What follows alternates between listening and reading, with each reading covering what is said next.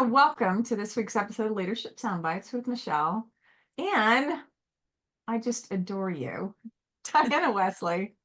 And I wrote it down. So evolutionary astrologer and soul path coach with North Node Coaching, which is your business. So Yes. little background. Diana and I met in 2017, UC Davis's professional life coaching program, I think is what it's called. And this week's topic is around just being you. And so it's interesting what we talk about in coaching is meet people where they're at. And so when Diana and I talked about this, what I was thinking about is we need to start with us. We need to meet ourselves where we're at and who we're at and be able to be true to that. So the quote we're going to kick it off with is Dr. Seuss, which I just adore Dr. Seuss. Be who you are and say what you feel, because those who mind don't matter and those who matter don't mind.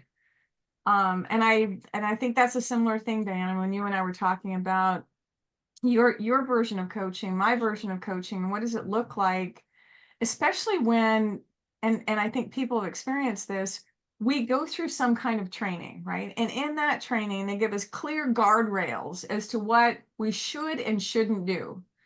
And I think the important thing is to say, okay, great, that's a strong foundation for me. Now, what does it look like for me to move forward and for me to be true to who I am, right? Meet myself, or meet me where I'm at. And what's my version of what this looks like? And so welcome to the conversation. And I love what you do and who you are. And so what's on your mind about that? Thank you so much, Michelle. And it's so funny that we used a Dr. Seuss quote because I have a 4-month-old daughter and we have been reading her so many books, and Dr. Seuss has by far been our favorite to read. And I think that she's been very excited and engaged with it too, although she's 4 months old, so who knows? Um, but yeah, that quote very much kind of sums up my journey and my path to becoming what I am now, an astrologer and coach. So, for me personally, I was very afraid. I stayed in that coaching box within those kind of coaching guidelines for the first couple of years after I finished the program that Michelle and I did together. And it really wasn't truly me, but it was getting closer. Just being a coach was closer to being me than anything I'd done before. So it still felt like it was aligned, like I was moving in the right direction. But even Michelle knows during the coaching program, I was very passionate about astrology, and astrology was actually what had led me into my own journey of healing and self-exploration and self-actualization. And yet I really was afraid to own that part of myself and Mm-hmm. be that person, be the astrologer. And yet it was kind of everything to me. It was what um, it had been the greatest tool in my growth and my evolution to date. And so after a couple of years of kind of, staying in the astrology closet and, kind of doing this coaching work and confronting actually kind of, some people who, again, the people that don't matter if they don't kind of align with what it is that you're passionate about or with it is with who you truly are. After confronting a few of those types of people who, really had some stronger, more negative reactions to the astrology, I finally kind of, decided just to own that part of myself, took a leap of faith, and it completely evolved my business. It changed everything for me. I found my people and my business really started to grow. It kept kind of like growing a little bit, just enough so that I could survive and keep doing what I was doing, but I really wasn't thriving. And when I finally owned all of who I was, when I brought the astrology in, when I acknowledged that my focus was more kind of spiritual in nature, then all of a sudden I found my people, I found my partners, my business started to grow quite a bit. I became an expert. I developed my confidence. I found Mm-hmm. my niche. And it's been a huge game changer. Everything has changed since that day that I decided to call myself an astrologer. So, Yeah. and that's been about 4 years now. So, I love that. I've watched you grow. And it's interesting when you were talking just now about, closet astrologer and, I was afraid to let people know that you still did it. And I think part of it was, and you landed on calling yourself an astrologer is actually leading with that because it was, I think it was always just part of what you did because it's just who you are. But to actually lead with it and lay claim to it, because it can be scary if, regardless of who we are, is to throw it out there. Because what if people will judge, people will have opinions. But to your point, and to Dr. Seuss's quote, those people don't matter. I mean, there's plenty of people out there that are looking for different things, right? And what you do is awesome. So, anytime that we can kind of give people an edge up, right? Some insights into other things to understand better about what's going on. It's a pretty freaking cool thing. It is. And the reality is, with so many of these tools that we can utilize and leverage, people know a little bit about them. They've maybe scratched Mhm. the surface. And that's how I was when I first encountered astrology. I didn't really understand how you could put everybody in the world in these 12 buckets based off of their sun sign and kind of force them to fit. That Yeah. really didn't align with who I am or what I believe. But again, I had to have my perspective shifted. Someone introduced me to kind of the reality of astrology, which is that it goes far beyond sun signs. There's so much more to it. Hmm. And when I realized I could dive kind of infinitely deep into the cosmos, for lack of better words, and that Yeah. there's so much more that you can bring into it. You can spend a lifetime studying something like astrology and still have really only scratched the surface because Yeah. we're talking about something very large and expansive. But yeah, so I completely understand. I think over time, as I've become more confident in what I do, I understand why some people have a little bit of an aversion to it, or they don't Hmm. fully understand it, and that's fair. I mean, there's a lot of things that we don't fully understand, but Hmm. those who who do have kind of a negative response. There have been people close to me who have struggled with it a bit, but over time, they start to see what it is. They're Hmm. able to, if they're willing to be open-minded and open-hearted, Hmm. then that shifts and that evolves. And I've had quite a few people come to me over the years and kind of ask me how that I made that shift away Hmm. from kind of the more traditional coaching, which most of us aren't traditional coaches, let's be honest. We all have something that Yeah. makes us unique, that kind of, makes us outliers in one way or Hmm. another. And how I was able to kind of integrate that and bring it in. And honestly, I don't think I did it very well or gracefully. I really stumbled and fumbled. I had a lot of self-doubt, a lot of issues with my self-worth. It took me a while. Hmm. But it's been really nice to be able to at least be that example for some other people who are now on a similar path. Whereas when I was starting into it, I didn't do a very good job of looking for examples. I'm sure I could have found some if I looked a bit harder. And so I felt kind of alone in it. And now, as Hmm. Michelle and I have been talking, I realize we're all doing it in one way or Hmm. another. And I didn't have to feel alone. And definitely having community, having people there to support you is and champion you is a huge part of Hmm. it, because there are definitely going to be people who raise an eyebrow, who look at you sideways. Hmm. It's just the reality of becoming yourself. Well, and I know it's interesting you talk about that, and this is around astrology, and I think it's more accepted now than whatever was, right? Because I look back on, I tell people I went through an emotional intelligence boot camp, which was this 8 day. It was like 3 days, and you had a break, and then you went back for 5 days. It was intense, like this immersive experience in emotional intelligence back in the late 90s. All right. So it really wasn't a thing then, but it Yeah. was a thing. And now fast forward, there's so many different things that we're more accepting of. And I think part of it is when you're talking is there's this fear of the unknown, Mhm. right? That we have that all of a sudden when it starts to get comfortable, our brains, think, okay, this is no longer new and different and stuff that I'm not used to. It's like, okay, I've heard it enough. Okay, so yeah, okay. And it's like change management. It's like anything else. You get acclimated to it, or your brain gets used to it. It's not this new thing to be afraid of.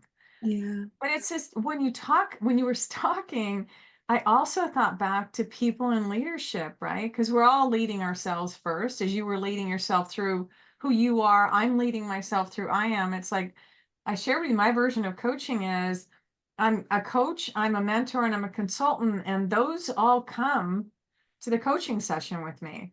And the certification in hypnotherapy that I got, that comes in a different way. So people have an awareness about the subconscious and what's going on there.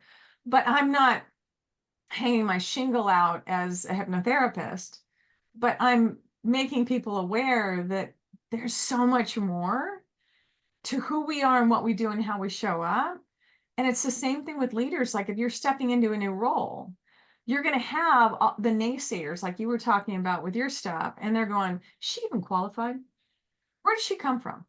I mean, so and so was more qualified than her. And this stuff shows up all the time. So it's how do we dig deep within ourselves to be able to have not only the confidence, but to feel worthy. Jamie Kern Lima wrote a book. It just came out, and I attended like this all-day book launch virtually, for this thing with all these different speakers. And the realization is that there's confidence in one bucket, there's worthiness in another bucket, that they're not necessarily connected. And we need to make sure we have both. So it's cool stuff. Yeah. No, it is really cool, and it's interesting. I remember when you brought up your example of the hypnotherapy, and I thought the astrology when we were wrapping up our coaching program. I remember asking, so what would I call myself if I'm a coach, but also like an astrologer? And one of the instructors thought I was joking, and she's like, well, I guess if you're like a magician and a coach, then you could. I was like, oh no, this isn't like Right a there. hypothetical joking example. This is real. But it is, you're right. There are more and more people who are open and receptive to these things. And like you said, even in the 90s, you were exploring emotional intelligence. Now Yeah. that's something we talk about. By the time my daughter is my age, it might be that everybody knows their sun, moon, rising sign, their north Yes. node, and what that means about their soul's evolution in this lifetime. All of these astrological concepts might be, just kind of standard part of our Every day. vernacular. Yeah, exactly. Well, yeah, because I think back to what you were talking is in the beginning, you were just scratching the surface, right? You're just about astrology. And it's like, all I knew was the sun, the position instead, and how could all this stuff. And I think what happens is we get exposed to and learn things when we're ready. Mm-hmm. So I think in the beginning, if you thought it was more than just that, you may not have gone in. You would have thought, oh, well, that's way too much. I can't possibly. But you got exposed to what you need to get exposed to. And then it readies you for the next thing. And it's the same thing as we develop and go through life and everything else. This morning I was listening to, there's this training on Mind Valley, and Vision Lacani was talking about, and I believe in this, is looking back, right? So we tend to go and look at the gap in front of us. What we need to do is look at the gap behind us and to say, okay, fine, what are those things that we were actually able to do that got us to where we are today? Instead of this daunting gap that may be in front of us, because the gap behind us is the one we've already closed. That's the thing that we're building upon to be able to move forward. And when I think about that, think about who you were. I think about who I was and when I was going through back in 2017, but who you were at that time. We all came together, all these different people from all these different backgrounds, different locations, everything else. And we came together as a unit, as a team. But then the evolution that we've done and the things that we've accomplished since then. So if you were to do that, the reverse gap, right? What are some accomplishments that you would make note of that you're standing on now to move forward? Mm. I mean, That's a really great question. So accomplishments between 2017 and today. Whenever, yeah, even Whenever. 2017 to today, yeah. But if I look back at 2017 and who you were Mhm. and who's standing in front of me now or sitting in front of me now, it's night and day. Yeah. Well, that's good to hear. I You liked have to myself feel well enough it. then, but yeah, I've definitely changed since then.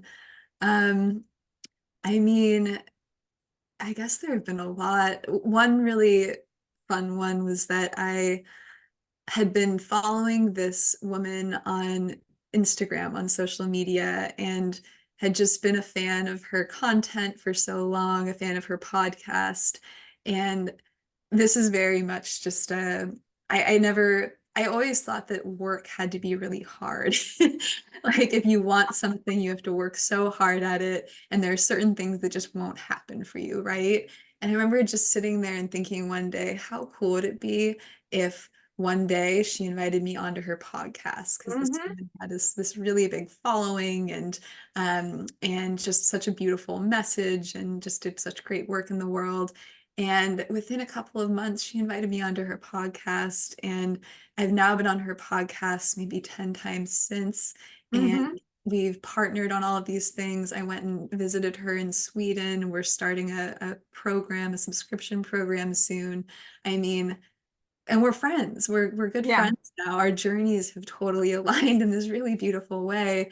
But it was this moment of almost like just putting that intention out into Mm-hmm. the universe. I had no idea. And again, this feels like a big accomplishment for me because it was such a mindset shift to move away from thinking that everything had to be so hard. Mm-hmm. And then I started to realize that when things are really meant to be, if you put that intention out there, yes, there is typically some work required, but sometimes things just do come together. Mm-hmm. And then you have to be willing to say yes when the door opens. And Bingo. yeah, and when I thought back on, my experiences leading up to that, I had been manifesting these different things. I had really wanted to work for Whole Foods corporate, for Whole Foods Mm-hmm. Market, their corporate location. And everybody kept saying, that's just not going to happen. If you want to do that, you need to work in the store and kind of like work your way up. And I was already at a point in my career where that didn't feel very viable for me. And then a position opened up, and it was exactly what I was qualified to do. Mm-hmm. And it wasn't something that people within the organization were kind of qualified to do at that point in time. It was kind of a unique new Mm-hmm. opportunity. And that was what landed me at Whole Foods. And Mm-hmm. ultimately, that wasn't where I was meant to be, but that's where somebody introduced me to astrology. Mm-hmm. And, so all along, I'd been manifesting these things, but I didn't realize that I Mm-hmm. actually had that power. And again, I thought that it was all just me having to, pull myself up by my bootstraps and work super hard and super long hours. And yes, that some of that was part of it, but so much of it was these other things that I didn't Mm-hmm. realize were also within my control, or within, I guess, my surrender more so than my control. Mm-hmm. But yeah, so that, just kind of thinking back, that was one of those really big accomplishments, but more Mm-hmm. so just a moment that really helped to shift and evolve and change my perspective and my mindset, Yeah. just really helped me. I go back and I think about this narrative that we have going around. It requires hard work. Mhm. Success requires hard work because I can relate to that from Mhm. the belief before. You've just got to be doing it all the time. This is what it is. But those are the examples we have from our parents Yeah. because that's what I mean, look at your father, right? That was the narrative. That's what the examples that we had. But it's interesting if we take the time to pause and think, because my career up until the coaching point, there was never any like plan. I'm going to go here and I'm going to do this and I'm going to do, I mean, there are people out there with plans. I never had plans. But what happened is stuff would come along to your point, and I go, it'd be really cool to do that job. Mhm. That'd be kind of cool. And at some point, it may take a year, 2 years, all of a sudden the opportunity came up and it's like, Michelle, what about, and I'm like, but I'm not qualified for that. Yeah, but what a great way to learn.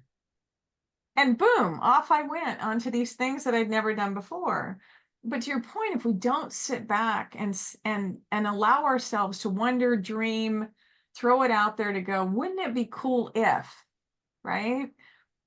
Then I don't know that the opportunity presents itself that way. The other part of it, to your point, is we have to have courage to be able to step through when the door opens. And I think that more people than not miss out on, because they get in their heads and think, I'm not, but you could be. And so I think that's a big part of it too, is have the courage like you did to walk through the door when it opens. See possibilities where nothing may exist right now. But it can be in the form of just saying, wouldn't it be cool if? So, It's interesting that you mentioned prior generations as well, because I think that a lot of it just comes down to perspective, because I look at my father, I look at other people from his generations and from generations before that, and they were also manifesting things. They mm, had people come in and offer them incredible opportunities, and sometimes they said yes to them and sometimes they didn't.